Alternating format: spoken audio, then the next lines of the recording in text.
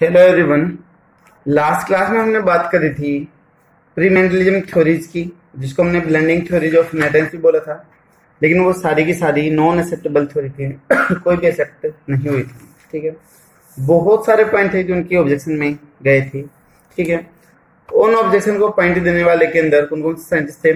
कोलेटर थे, जॉन गोस्थ और नाउडिन थे। ठीक है, और भी कई थे जिन्होंने एटाविज्म वगैरह के बारे में बताया था, ग्रांट्स पेरेंट्स करेक्टर के बारे में बताया था। तो जिनके बेसिस पे जितने भी ब्लेंडिंग थ्योरीज थी ऑफ इनहेरिटेंस की, उन सभी को रिजेक्ट कर दिया गया। ठीक है, तो अभी हमें बात करनी है आज की क्लास में basic feature of the inheritance के बारे में बात करनी है। तो बेसिक फीचर पे आते हैं। तो यहाँ पे जो हमने 3 नाम कल की क्लास में देखे थे, कोलरेटर, जॉन गोस एंड नाउडिन्स, इन तीनों ने इनहेरिटेंस के लिए कुछ बेसिक फीचर के बारे में बात करी। तो कितने इन्होंने बेसिक फीचर दिए? They tell about 6 basic feature.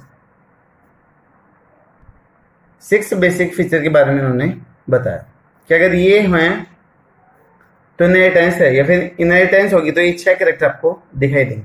कौन कौन से कैरेक्टर थे वो हमें एक एक करके यहाँ पर डील करना है। पहला कैरेक्टर उन्होंने बताया कि जो ट्रेट है वो हमेशा अल्टरनेटिव फॉर्म में होते हैं। ट्रेट है वो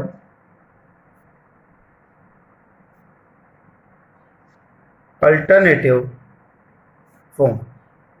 अल्टरनेटिव फॉर्म का मतलब, जैसे मान लो मैं बोलूं हाइट है, एक कैरेक्टर हो गया। अब इसकी 2 ट्रेट या फिर 2 वेराइटीज है। कौन कौन सी? एक तो है टॉल और एक कौन सी है? ड्वार्फ। तो ट्रेट है अल्टरनेट फॉर्म, 2 फॉर्म हो गए, एक टॉल हो गया, एक ड्वार्फ। इसी तरीके से कलर क्या बात कर सकते हो? ब्लैक हो गया, व्हाइट हो गया।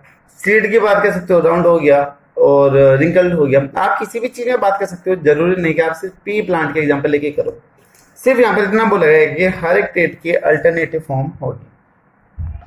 दूसरा पॉइंट, जितने भी हैं ट्रेट या character, they are non blended, यानी कि वो ब्लेंड नहीं होते हैं, वो मॉडिफाइड नहीं होते। ठीक है, तो trait do not gate blend, do not gate blend. Blend का मतलब मिक्सअप और मॉडिफाइड, वो मिल के आपस में चेंज नहीं होते हैं। उनकी जो ओरिजिनलिटी है वो क्या रहेगी? वहां पर मेंटेन रहेगी। थर्ड पॉइंट इन्होंने बोला कि जो अल्टरनेट फॉर्म है वो एक क्या करेगा? ज्यादा एक्सप्रेस करेगा, और एक क्या करेगा? कम करेगा। जैसे मान लो अगर हम बात करें मोनोहाइब्रिड क्रॉस, हम लोगों ने 10th में पढ़ा हुआ है तो थोड़ा बहुत आइडिया है। वहां पर हमने बात करती थी कि अगर हम टॉल या फिर ड्वार्फ को क्रॉस करते हैं तो आने वाली जनरेशन में फैक्टर दोनों के लिए थे, कैपिटल टी भी था और स्मॉल टी भी था, बट एक्सप्रेस किसके लिए कर रहा था? सिर्फ कैपिटल टी के लिए कर रहा था, यानी कि टॉलनेस के लिए करने लग रहा था। ठीक है, तो यहां पर हम लिख सकते हैं 1 alternate of trait may be express more often than the other, यानी कि जो एक ट्रेट है, एक कैरेक्टर है, वो दूसरे से ज्यादा क्या करेगा? एक्सप्रेस करेगा। दूसरा क्या करेगा? कम एक्सप्रेस करेगा। ठीक है, फोर्थ पॉइंट कौन सा है? फोर्थ पॉइंट मैंने बताया कि कई बार ऐसा होता है कि एक ट्रेट हिडन रहता है, ठीक है, लेकिन वो कई जनरेशन के बाद में फिर से दिखाई दे सकता है। ठीक है, तो alternate trait, any alternate trait may be remain hidden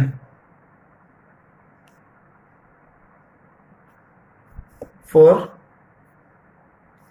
1 or more generation, यानी कि 1 या 2 जनरेशन तक तो वो दिखाई भी नहीं दे सके। जैसे मोनोहाइब्रिड क्रॉस की बात करें तो पहली F1 जनरेशन में डार्कनेस नहीं दिखाई दी, ठीक है। लेकिन जैसे F2 जनरेशन आई थी तो हमें रेशियो मिला था 3:1 का मिला था, जिसमें डॉर्फ नेस्टेड एक्सप्रेस हो जाती है। अभी 10th के बेसिक पे ये चीजें चल रही है। अभी हम इसके बाद में बात करेंगे मोनोहाइब्रिड क्रस्ट की। तो ये जितने भी पॉइंट है 6 पॉइंट वो सारे के सारे आपको अच्छे से क्लियर हो जाएंगे, ठीक है। तो वो 1 या 2 जनरेशन में हिडन रह सकते हैं, छुपे हुए रह सकते हैं, और तो वो छुपे हुए रहेंगे तो अनचेंज स्टेट में रहेंगे, इन अनचेंज्ड स्टेट, यानी कि वो बदलेंगे नहीं, जैसे थे वैसे की वैसे ही रहेंगे, ठीक है। 5th पॉइंट, 5वां पॉइंट क्या बताया कि जो 2 या फिर जो से ज्यादा ट्रेट हैं वो एक जनरेशन में साथ साथ हो सकते हैं, ठीक है। जो ट्रेट है एक जनरेशन में साथ साथ होते हैं, लेकिन बाद में वो क्या हो जाते हैं, सेपरेट आउट हो जाते हैं। तब गैमेट बनेंगे आगे की जनरेशन के लिए, तो वो एक दूसरे से क्या हो जाते हैं, अलग अलग हो जाते हैं, ठीक है। तो हम यहाँ पर लिख सकते हैं 2 और more trait may occur together in one generation and get separate out for subsequent subsequent का मतलब जो आने वाली है, सब्सिक्वेंट जनरेशन एक साथ में रहेंगे, उसके बाद में कैसे हो जाएंगे, अलग अलग हो जाएंगे, ठीक है। लास्ट पॉइंट है आपका, दैट इज कि जो अल्टरनेट ट्रेट है उनमें से एक ट्रेट एक्सप्रेस करेगा और जो दूसरा ट्रेट है वो अनएक्सप्रेस रहेगा, वो अपने आप को एक्सप्रेस नहीं कर पाएगा, ठीक है।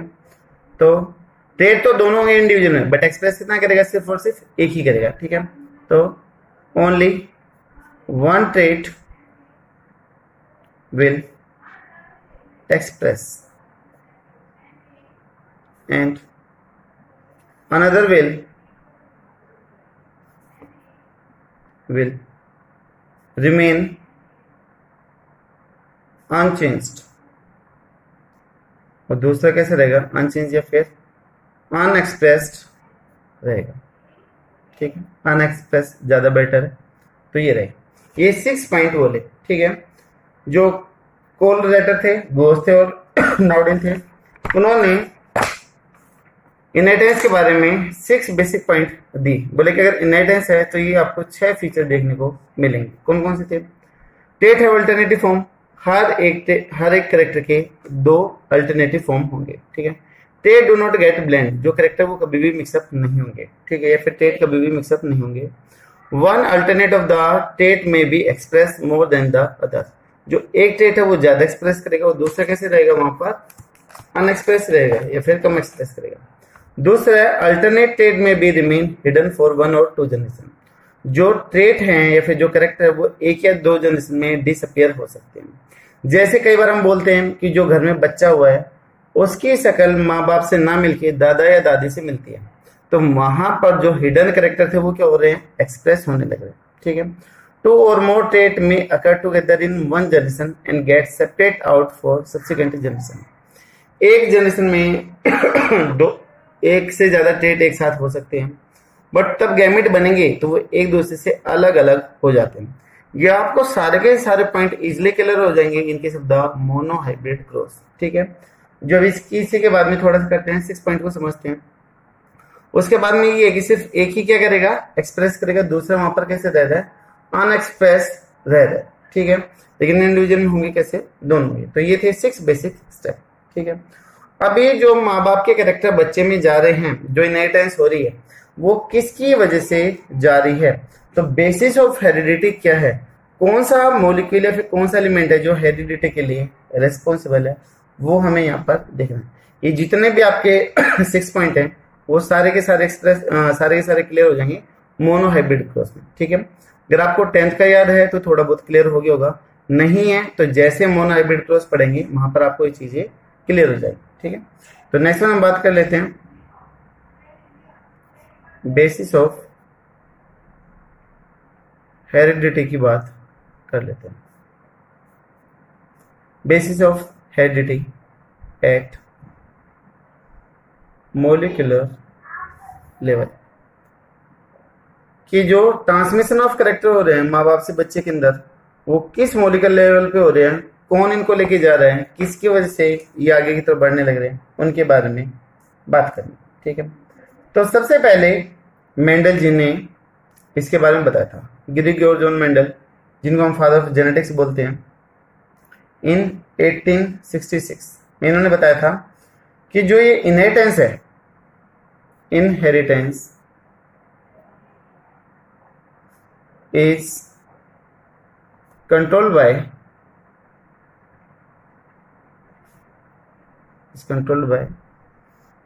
paired unit, paired germinal unit बोल दें, क्योंकि जर्म सेल से आने लग रही है और generation to generation pass out होने लग रही है।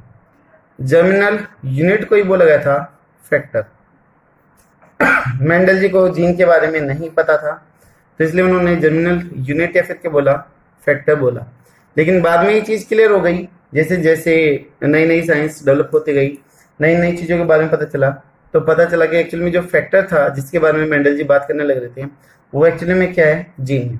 ठीक है, तो inheritance is controlled by the pair, है ना, पेयर बोला है, तो पेयर जर्मिनल यूनिट, जिसको क्या बोला गया था, फैक्टर, नाउ कोल्ड एज, और अभी उसको क्या बोलते हैं, जीन बोलते हैं, कोल्ड एज जीन, उसको जीन बोला जाता है। ठीक है, अभी जो जीन है वो क्या, दैट इज फिजिकल या फिर basic unit of the heredity. ठीक है, जो जीन है, gene is basic physical unit of heredity, यानी कि जो कैरेक्टर आगे की तरफ पास आउट होने लग रहे हैं, उसके लिए जो सबसे छोटी यूनिट है इनहेरिटेंस की, वो कौन सी है, जीन है, जो उनको आगे की तरफ पास आउट करेंगे। जीन डीएनए का एक छोटा सा टुकड़ा है, और डीएनए से क्या बनता है, क्रोमोसोम बनता है। ठीक है, तो हम बोल सकते हैं कि gene is the smallest and functional unit of DNA। ठीक है, which control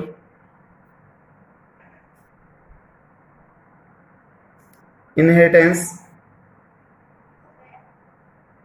and structural nature। ठीक है, जो इनहेरिटेंस और स्ट्रक्चर को क्या करते हैं, कंट्रोल करते हैं।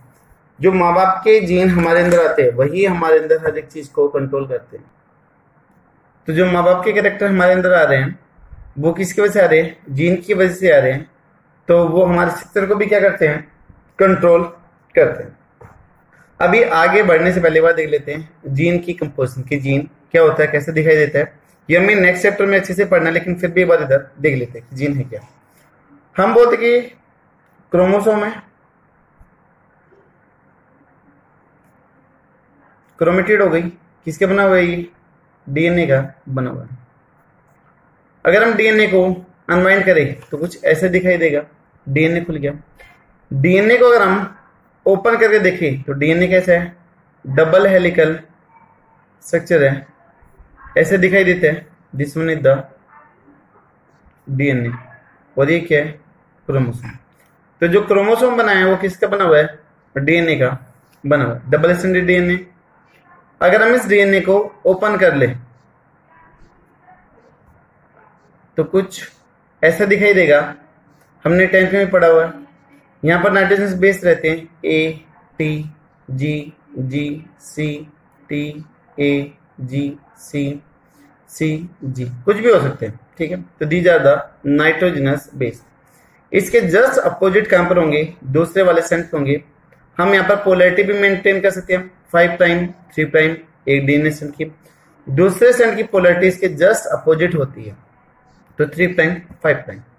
जो यहाँ पर है हम 10th में पढ़ चुके हैं कि ए हमेशा किसके साथ में बॉन्ड करता है, टी के साथ में, और जी हमेशा बॉन्ड करता है किसके साथ में, सी के साथ में। ये 4 नाइट्रोजनस बेस है जो पेयरिंग करते हैं। बाकी नेक्स्ट चैप्टर में हम इसको काफी डिटेल से पढ़ेंगे। अभी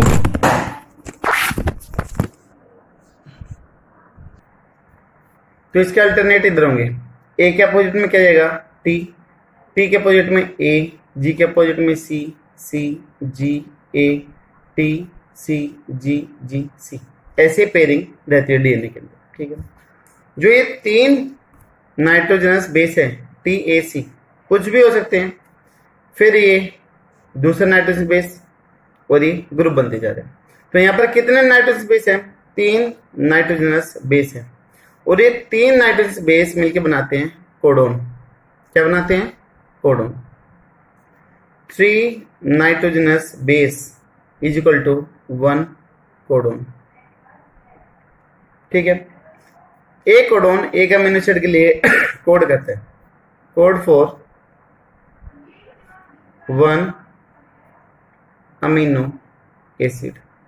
ठीक है, ये सेकंड कोडोन हो गया, ये थर्ड कोडोन हो गया।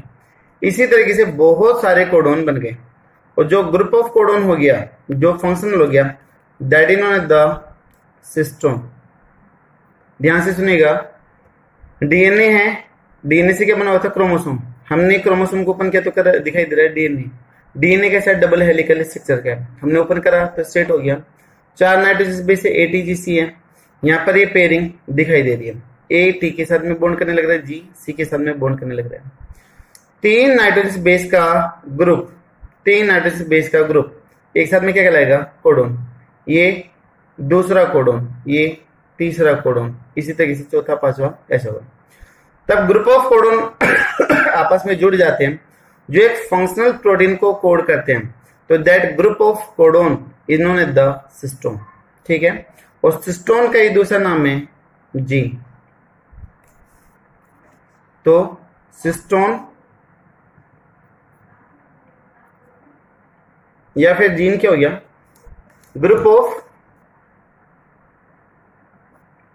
Group of codon which produce या फिर मेक फंक्शनल प्रोटीन, जो फंक्शनल प्रोटीन बनाता है। तो उन कोडोन के ग्रुप को हमने क्या बोल दिया? स्टोन, या फिर क्या बोल दिया? जीन बोल दिया। ठीक है, तो जीन सबसे छोटी यूनिट है। अगर उससे भी हम बात करें तो डीएनए जाएगा। तो जो डीएनए है वो सबसे बेसिक यूनिट है किसकी? इनहेरिटेंस की। डीएनए से क्या बना? आपका जीन बना हुआ है। तो डीएनए तो बहुत बड़ा हो गया, उसकी एक छोटी सी यूनिट जो एक फंक्शनल प्रोटीन बना सकती है, उसको हम क्या बोल सकते हैं? जीन या फिर स्टोन बोल सकते हैं। ठीक है,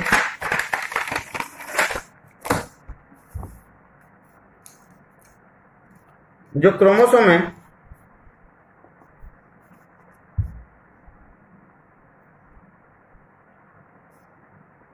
chromosome are known as basis of heredity. देखो, फिजिकल बेसिस की बात करी थी तो हमने किसको बोला था? जीन को बोला था। तो खाली बेसिस ऑफ हेरिडिटी की बात करते हैं तो क्रोमोसोम बोल देते हैं, क्योंकि माँ बाप से हमारे अंदर क्या आने लग रहा है? क्रोमोसोम ही आते हैं। हम बोलते हैं कि 23 गुणसूत्र, 23 क्रोमोसोम फादर से आते हैं और 23 मदर से आते हैं। तो बच्चे में टोटल कितने हो जाते हैं? 46 हो जाते हैं। ठीक है, और जो डीएनए है that is chemical basis of heredity. Please छोटे छोटे डिफरेंस है, basis of heredity, chemical basis of heredity. ठीक है, smallest unit of the heredity, इनके ऊपर क्वेश्चन आते हैं तो थोड़ा बहुत कंफ्यूज कर देते हैं, लेकिन प्लीज इनके ऊपर ध्यान रखिएगा। ठीक है, तो यहाँ पर हमने बात करी थी कि बेसिक ऑफ इनहेरिटेंस क्या है। अगर इनहेरिटेंस हो रहा है तो हमें वहां पर कौन कौन से पॉइंट पे ध्यान रखना है। ये दूसरा है basis of heredity at molecular level, कि जो करेक्टर पास आउट हो रहे हैं वो किसकी वजह से हो रहे हैं, वो हमने मोलिकुलर लेवल पे देखा है। तो वो हो रहा है किसकी वजह से? जीन की वजह से। जीन क्या है? Group of the functional codon है जो फंक्शनल प्रोटीन की फॉर्मेशन करने लग रहा है। तो ये हो गया इसका मोलिकुलर लेवल बेसिस का। ठीक है, अभी यहाँ पर प्री मेंडलिज्म खत्म होती है। ठीक है, अभी हमें बात करनी है किसकी, मेंडलिज्म की बात करनी है। सेकेंड पार्ट हमें यहाँ पर डील करना है, दैट इज मेंडलिज्म की बात करनी है। मेंडेलियन की बात कर रहे या फिर मेंडलिज्म की बात कर रहे, तो एक ठीक है। जो मेंडल है, Gregor John Mendel, known as the father of the genetics, जिसको हम फादर ऑफ जेनेटिक्स बोलते हैं, ठीक है। तो पहले इनकी लाइफ हिस्ट्री पे देखते हैं, जो भी छोटे छोटे पॉइंट है। पहले कंपटीशन एग्जाम में बहुत बार यहाँ से क्वेश्चन पूछे जाते थे, बट अब यहाँ से क्वेश्चन जनरली नहीं पूछे जाते, लेकिन फिर भी देख लेते हैं। पूरा नाम था इनका Grigor John Mendel. Grigor John Mendel था, जिनको हम फादर ऑफ जेनेटिक्स बोलते हैं।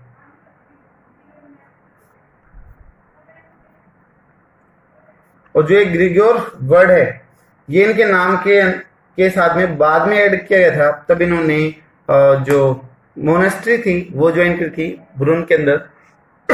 तो मोनेस्ट्री ज्वाइन करने के बाद में, साधु बनने के बाद में, इनके नाम के सामने ये ग्रिगोर लगाया गया था, जिसे हम यहाँ पे अपने जो लोग होते हैं उनके सामने लगा देते हैं महात्मा। जो आध्यात्मिक लोग होते हैं, जो स्पिरिचुअल होते हैं, उनके सामने लगा देते हैं महात्मा या फिर बाबा जी, कुछ भी लगाते हैं।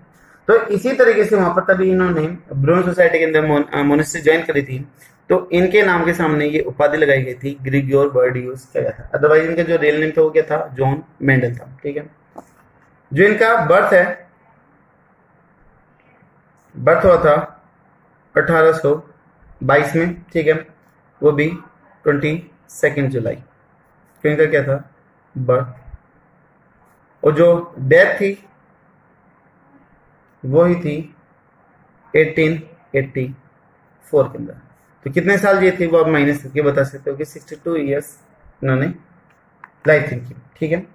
उसके बाद में ये जो थे वो एक पुअर फैमिली में पैदा हुए थे।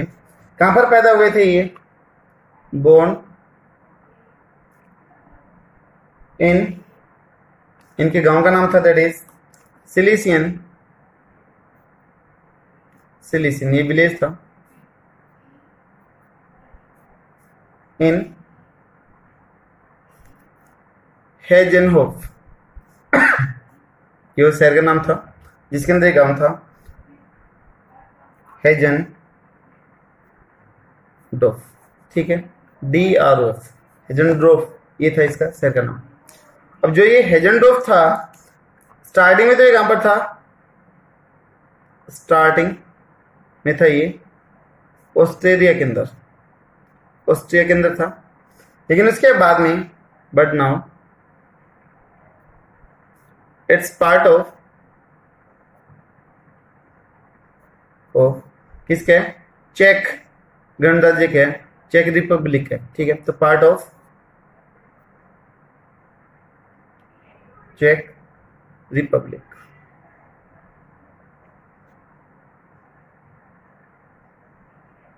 चेक रिपब्लिक का पार्ट, ठीक है। तो ये एक जो पुअर फैमिली थी, फार्मर फैमिली, उससे रिलेट करते थे। तो गरीबी से परेशान होकर इन्होंने जो ऑस्ट्रेलियन मोनेस्ट्री थी उसको ज्वाइन कर लिया था, ठीक है। तो इन पुअर फार्मर फैमिली, ठीक है, काफी गरीब थे। तो गरीबी की वजह से इन्होंने परेशान होकर मोनेस्ट्री ज्वाइन कर ली, ठीक है। So they join the Austrian monastery, जो ऑस्ट्रिया की थी उसको ज्वाइन कर लेते, ज्वाइन द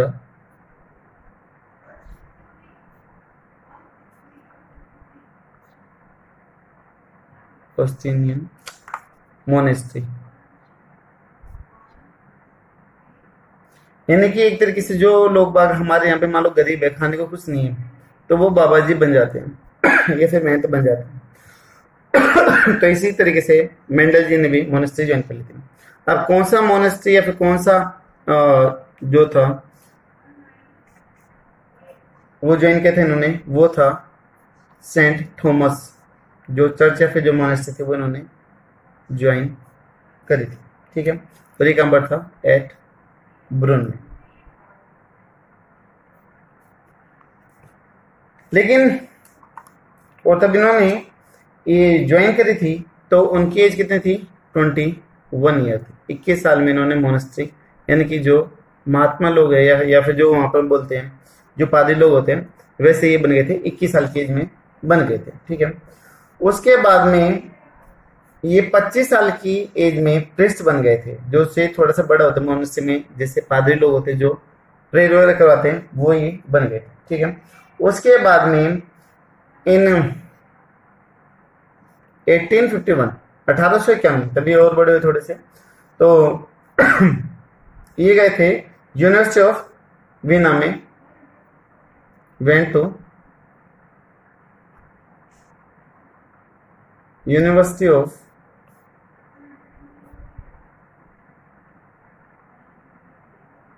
वियना। ठीक है, यहां पर गए थे और इन्होंने डबल एमएससी करी, डबल मास्टर डिग्री करी।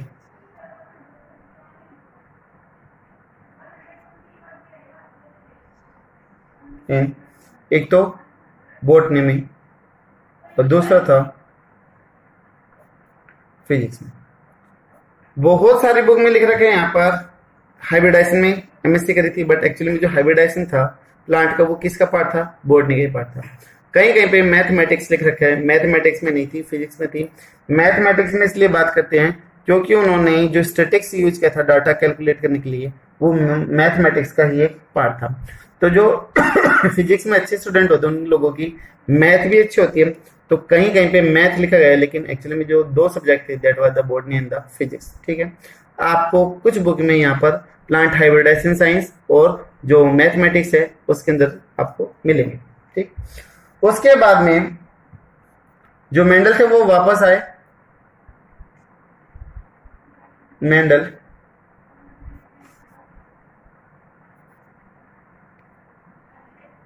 रिटर्न टू ब्रुन, और ये ब्रुन में फिर से आ गए, उससे में फिर से आ गए एज टीचर। टीचर बन के आए और इन्होंने टीचिंग का काम स्टार्ट कर दिया। फिजिक्स और ये जो नेचुरल साइंस थे वो पढ़ाते थे, और इन्होंने लगभग 14 साल 14 ईयर्स तक टीचिंग करवाई। 14 साल तक इन्होंने टीचिंग करवाई। ठीक है, उसके बाद में मैंने बताया था कि तब इन्होंने मोनेस्ट्री ज्वाइन करी थी ब्रुन के अंदर, तो इनके नाम के सामने क्या लगाया था, ग्रिगोर लगा दिया था। उसके बाद में इन्होंने वहीं मोनेस्ट्री में, ब्रुन जो मोनेस्ट्री थी उसके अंदर इन्होंने दो तरीके के पी प्लांट देखे, एक छोटे थे और एक बड़े थे। तो दो तरीके के इन्होंने पी प्लांट देखे थे, तो उन्होंने इनके बीच में क्रॉस करवाना सोचा, क्योंकि इनका इंटरेस्ट किसमें था, हाइब्रिडाइजेशन में था। ठीक है, तो इसलिए इन्होंने वहां पर क्रॉस करवा के देखा and perform hybridization experiment between tall and dwarf pea plant। ठीक है, जो टोल और ड्वार्फ पी प्लांट थे उनके बीच में इन्होंने क्रॉस करवाया, क्योंकि इनका इंटरेस्ट था प्लांट हाइब्रिडाइजेशन के अंदर, और इन्होंने लगभग पी प्लांट के ऊपर 7 साल तक कंटिन्यू काम किया। तो कई बार बोलते कि उसको पेशेंसफुल पर्सन क्यों बोला जाता है, क्योंकि इन्होंने 7 साल बिना कोई रिजल्ट मिले, बिना कोई प्राइज मिले, बिना कोई रिगार्ड मिले, इन्होंने लगातार 7 साल तक उस पी प्लांट के ऊपर काम किया था। ठीक है, तो Mendel work on P plant from 1856 से लेके 1863 तक। ठीक है, तो कितने टोटल 7 इयर्स उन्होंने काम तो इसलिए उनको काफी पेशेंसफुल पर्सन भी बोला जाता है। ठीक है, और तब मेंडल ने तब काम करना स्टार्ट किया था, तो उन्होंने स्टार्टिंग में 34 पेयर्स ऑफ वैरायटी सिलेक्ट करी थी, किसकी, पी प्लांट की। In starting Mendel select how many varieties? Yes, it took 34 4 varieties, वो भी पेयर में। हाँ, 34 पेयर उन्होंने सेलेक्ट करे थे। बाद में कितने करे? 22, देन 22 वेराइटीज पेयर करें, और उसके बाद में कितने आ गए? एंड फाइनली 7 पेयर वैरायटी के इन्होंने सेलेक्ट करे। ठीक है, तो स्टार्टिंग में कितने थे? 34, उसके बाद में कितने पे आए? 22 पे, और लास्ट में कितने पे आए? 7 पेयर के ऊपर आए जो उन्होंने सेलेक्ट करे।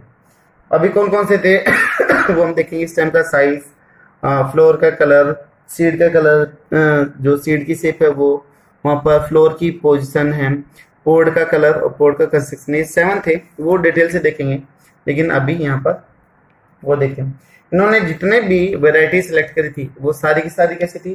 प्योर लाइन थी या फिर प्योर ब्रीडिंग थी। अब प्योर लाइन या फिर प्योर ब्रीडिंग क्या होती है वो देखते हैं। तो all the selected varieties were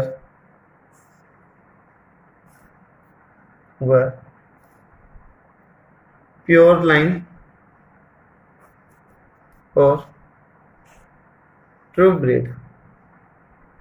ठीक है, ये थी। अब ये क्या होती है प्योर लाइन और ट्रू ब्रीड, वो हम करते हैं नेक्स्ट वीडियो के अंदर डील करते हैं। ठीक है, नेक्स्ट वीडियो में अभी ये मेंडलिज्म का थोड़ा सा और बचा कि उन्होंने कौन कौन से पेपर पब्लिश करे थे, कहाँ कहाँ पर वो छपे थे। ठीक है, किस किस और प्लांट के ऊपर काम किया था, वो सारे देखते हैं। ठीक है, तो हैव अ गुड डे।